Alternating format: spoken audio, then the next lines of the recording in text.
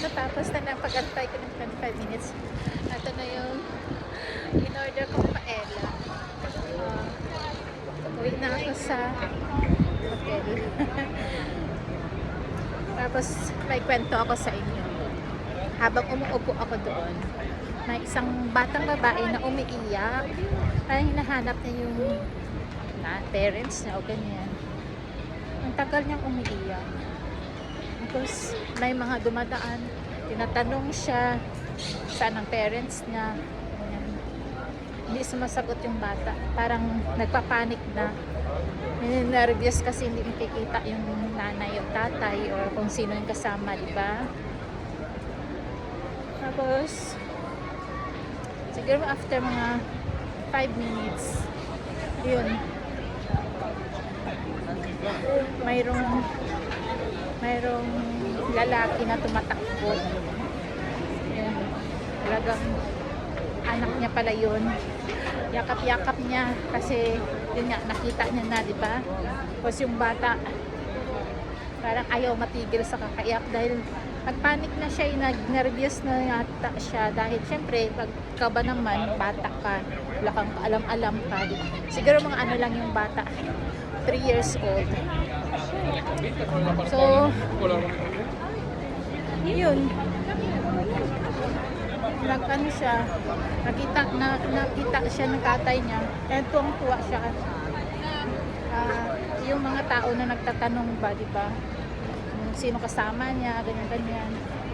Kaya tandang-tanda ko nung maliit pa yung mga anak ko. Pag nasa bakasyon kami, never ko talaga yun iniwan. Never ko talaga silang hindi mahawakan. Kailangan yung mata ko, pareho pa naman silang edad nung time na yun na parang magkapare-pareho. So, iba-iba rin ang ano nila, ang gusto ba. Pero inano ko talaga yun na kahit saan kaming bansa pumunta para mag-travel, yung mga bata sinisecure ko talaga yun. Hindi ko ng mata ko. Syempre nanay ka pag mawala yung anak mo, saan mo hanapin yun, diba? Ang liliit pa na mga doon. Kaya ganun talaga pag may anak, kailangan nakafocus ka, lalo na sa ganito, malaki ang lugar, maraming tao, hindi mo alam kung saan ano yun, naghalo-halo sa mga tao, di ba?